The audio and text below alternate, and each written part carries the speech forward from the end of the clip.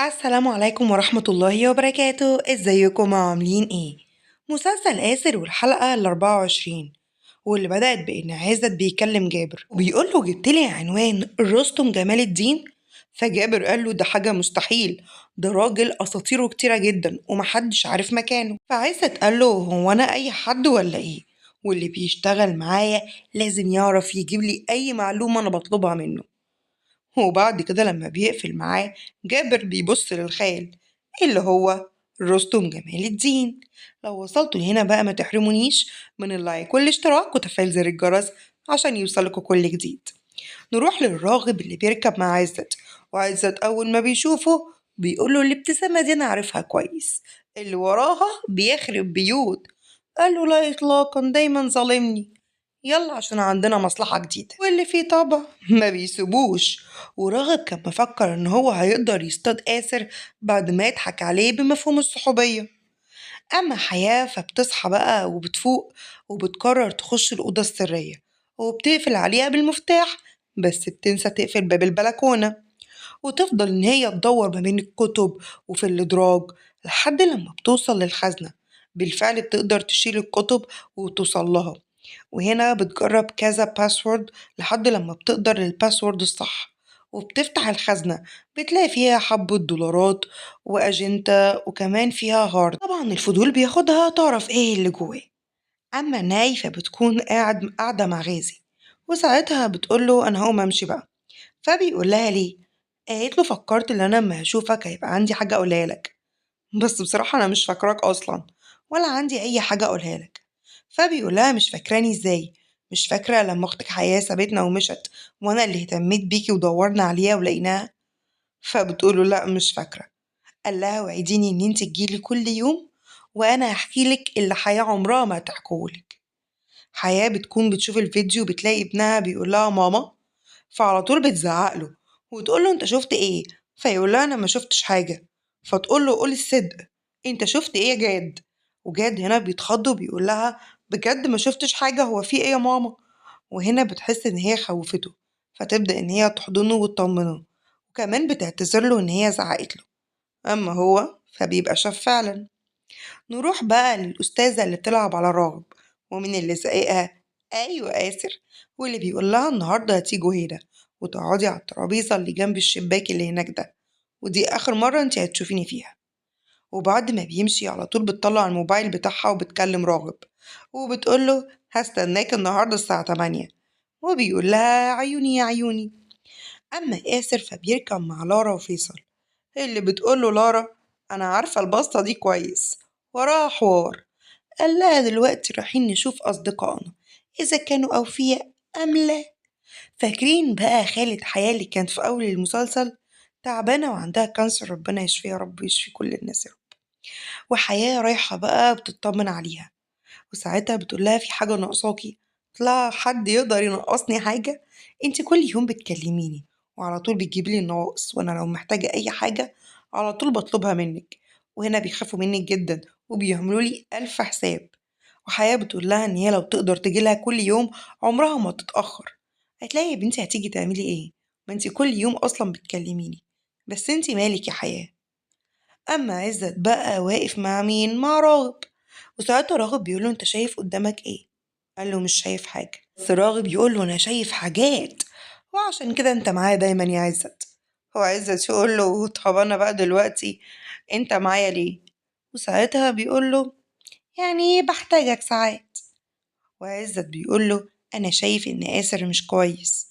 وساعتها راغب بيقول له لا لا، ده يتيم وطلع زينا، يعني واحد غلبان. فعزت يلقطها، وبيبقى قصده راغب إن هما بعد ما يعملوا الفندق لو هما قدروا يخلصوا من آسر مفيش حد قريبه يسأل عليه، وهيبقى بالنسبة لهم صدى سهلة. وهنا عزت يفهم دماغ راغب، وراغب يقوله لأ، وكمان آسر فادني إن أنت بقيت بتفهم بسرعة. آسر بيروح لهم هو وفيصل ولارا، وشايف قد إيه عيونهم بيلمعوا. فعلى طول بيقول لفيصل هات بقى لعزت أي حاجة يشربها وتعالى يا راغب. وهنا بقى بيقول له راغب وهو بيبص على عزت انت لازم تغير التيم بتاعك بقى، بس تعالى مفرجك بقى على الأرض اللي هنبني عليها الفندق. ويبدأ إن هو يزرع جواه من بعيد لبعيد كده إن عزت مش مناسب الإيجو بتاعه ولا الصورة. وفي نفس الوقت عزت بيبقى خد باله بس بيطنش. حياة في المستشفى مع خالتها بقى، وبتتكلم إن هي خايفة جدا، وإن النهاردة جاد شاف الفيديو. خالتها عارفة كل القصة، وساعتها بتقول لها انتي بس دلوقتي لازم تتأكدي هو شافه ولا لأ. قلت لها هو قال لأ بس أنا حاسة إن هو شافه. والله راغب لو عرف ده هتبقى مصيبة. قلت لها هو انتي خايفة على جد من راغب؟ قالت لها اه، وخصوصا إن أنا بحس دايما إن راغب عارف إن جاد مش ابنه، بحس في أفعاله، وده طبعا ممكن إن هو يأذي جاد، وأنا مش عارفة أعمل إيه، أو ممكن أصلا راغب يعمل فيا أنا إيه. قلت لها مش هو بيحبك ومستحيل يأذيكي؟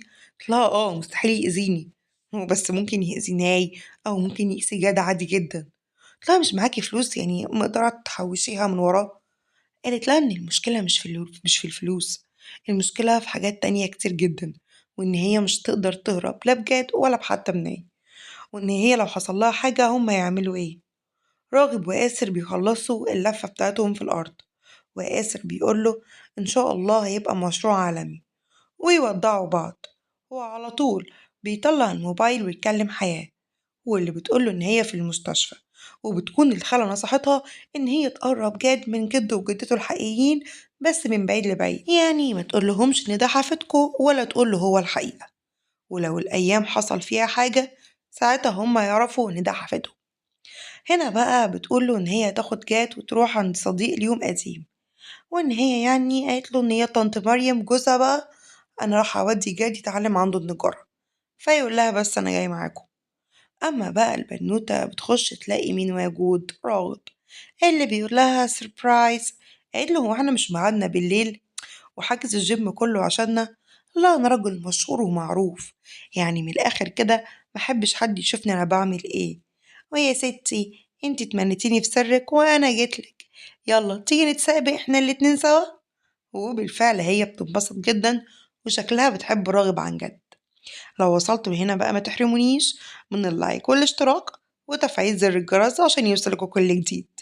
جاد مكتئب وبيقابل جده غازي اللي بيلعب معاه بالعملة، بس برضه جاد متضايق جدا. وساعتها جاد بيسأل غازي سؤال واضح وصريح، هو بابا شخص كويس ولا لأ؟ هنا على طول بيستغرب غازي ويقول له في ايه؟ احكيلي. فيقول له مش عايز احكي. قال له طب انا هقول لك حاجات، لو اهز راسك ولا لا ولو لا لا، وانا هحذر بقى الموضوع. انت شفت باباك بيزعق لحد؟ فبيقول له لا. قال له طب تمام، شفت ان هو بيأذي حد؟ قال له اه. قال له صورة؟ فالتاني ما بيردش. فقال له طب شفت فيديو؟ فساعتها جاد بيهز راسه ان فعلا شاف فيديو. وساعتها بقى غازي بيقول له انا بصراحة بثق فيك وانت بتثق فيا، وقلت لي ان باباك ومامتك مش بيحكوا لك اي حاجة ومهمشينك وان انت ما بتثقش فيهم، فانت هاتلي بقى الفيديو اللي انت شفته ده وانا هشرحهولك، واهلك عمرهم ما هيشرحولك اي حاجة، وده سر بيني وبينك يا جاد. فجاد بيقول له ماشي، وبيوعده كمان ان هو يحل كل مشاكله مع ابوه ومامته. بس هنا حياة بتوصل، وعلى طول بينزل جاد من غير ما حد ما يشوف غازي ويقابل أمه آسر. أما بقى في الوقت ده بيكون فيصل معاهم أصلا، وهنا بقى بياخدوا بعيد وبيفهموا على اللي هيعمله، وإن هما يخلوا بالهم قوي من الخال. الخال قاعد مع جابر، وجابر بيقول احنا نقول لآسر ونخلع عيون بقى عزت ده ونخلص. بس رستم بيقول له عارف انت قصة الكلب اللي كان عنده صاحبين وكل واحد فيهم عمال يندى فيه وهو مش عارف يروح فين، وآخر ما زهق عض واحد فيهم، عارف هم عملوا فيه ايه؟ موتوه. هنا بقى بيكون في نفس الوقت عزت بيهزق الرجالة ان هما مش عارفين يوصلوا لرستم. اما رستم بيقول لجابر خليك مستعد لليوم اللي هطلب منك ان تبقى وفيلي، وكل الوفاء اللي عندك يبقى ليا، ويديله عنوان ويقول له ادي العنوان ده لعزت. جابر بيسمع كلام الخال بينفذه بالحرف. أما بقى في الوقت ده راغب كان عايش أسعد أيام حياته، وحياة خدت جاد وآسر وراحت على بيت الست مريم، وبيبقى وشها مخطوف كده شوية. وهنا مريم بتفتح لهم وبتتفاجئ بيهم كلهم، وبعد كده بتدخلهم. أما الخال اللعيب بالجامد بيبدأ إن هو ينزل يتمشى، وهنا آسر بيكون قاعد وبيعرف نفسه لمريم إن هو موجود. وكمان حياة بتقول لها يوم ما جيتلنا كنت متضايقة جدا وملحقتيش تتعرفي على جاد. جاد يعني لو انتي ما عندكيش مانع. وكمان عمو أمين إن هو يعلم جاد النجارة لأنه بيحب ده وتبقى هواية حلوة. هنا بتطلب منه إن هو يقرب منها ويلمسها وهو مغمض، وهي بتحس كده بمشاعر غريبة ناحيته، وبتطلب من آسر ياخد جاد لأمين، فبيقول لها لا ما تسيبيني قاعد معاكم. بس مريم بتصر إن هي بتوصف له المكان أكنه ما يعرفهوش، وإن هو ياخد جاد ويروح بقى إيه لمحل النجارة. وهنا جاد بيسأل آسر هي ليه طنط مريم شكلها زعلانة، فبيقول له إن هي حصلت معاها بظروف صعبة جدا وفقدت ابنها، وبيبدأ يحكي له عن مجد. أما رستم فمن حار الحارة ماشي ومتأكد إن عزت ماشي وراه، بس حابب يدوخه شويتين تلاتة يعني كده. أما جهاد فكان فعلا بيتعلم النجارة على إيد أمين، وورا كان موجود مين آسر. وأمين بيقول لي كده أنا هعلمك كل حاجة بس بشرط تسمع كلامي وتنفذه بالحرف الواحد، ولا لا ما تتمسكش كده، كده هتعور ايديك. ويبدأ ان هو يعلمه يمسك ازاي المفك صح ويدق عليه صح الصح. جاد وهو واقف بقى بيلمح آسر اللي بيكون عامل زمان حصان لابوه، وهنا جاد بيجري عليه ويقول له الله ده حلو قوي. وهنا بقى أمين بيقول لهم إن مجد اللي كان شغال عليه كان عايز يعملهولي مفاجأة يعني في عيد ميلادي. وهنا بقى آسر بيعيط بس بيمسح دموعه بسرعة جدا، وبيكمل عم أمين إن كان مجد لما بيعمل أي حاجة كانت عيونه بتلمع وبيحب قوي يشوفني وأنا فخور بيه. فجاد يقول له وأنت فخور بيه بقى؟ هنا عم أمين بيسكت ويبدأ إن هو يبعد عنهم ويعيط، وآسر يقول لجد بلاش نتعب عمه بالأسئلة الكتير. وعم أمين بيقعد شوية يبكي في صمت كده على ابنه، وبعد كده بيجيب العدة بتاعت مجد ويروح يديها لجاد. وجاد أول ما بيشوفها عقله بيطير بيها وبيبقى مبسوط جدا. وهنا عم أمين بيوعده إن هو يعلمه بس هو يبقى شاطر ويحافظ على العدة دي كمان لأنها غالية عليه جدا. وبعدها آسر بيعيط فبيمسح دموعه برضه بسرعة، وبعد كده بيروح له أمين وبيقوله العدة دي بتاعت ابني الله يرحمه، ومش عارف ليه حسيت إن أنا لازم أديها لجاد. العدة دي جبتها لابني وهو أصغر من جاد، والمفروض كان هو يديها لابنه. سبحان الله انت اديتها لابنه أصلا فعلا. وهنا بقى بيقول له آسر انت عملت الصح يا عم أمين. وعم أمين هنا بقى بيرجع تاني لجاد وبيبص آسر على الكرسي اللي كان بيعملوه زمان، وبعدها بيقرر إن هو يقلع الجاكيت ويبدأ إن هما كلهم يشتغلوا في النجارة. وبيقضي التلاتة أوقات سعيدة وما يعرفوش إن الجد والأب والحفيد مع بعض في نفس الصورة، وإن دي الصورة المثالية اللي هما مش حاسين بيها. ولو وصلت للقطة الحلوة دي متنسوش اللايك. عم رستم بقى الخال ماشي من شارع لشارع وقرر يشتري برتقال، أو من الآخر هو عرف إن عزت جايله وبينقي البرتقال، فعزت جه من وراه وقال له خد دي. فرستم قال له لا لا لا دي مايعة ومسخة متتاكلش، لو عاوز اشتريها انت. بس هنا عزت بيقول له انا مش جاي اشتري برتقال، انا جاي اسمع منك. قال له تسمع مني؟ تسمع مني عن ايه ومين؟ قال له اسمع منك عن مجد. وهنا بقى ايه جابر بيبقى واقف وساكت والحلقة بتخلص.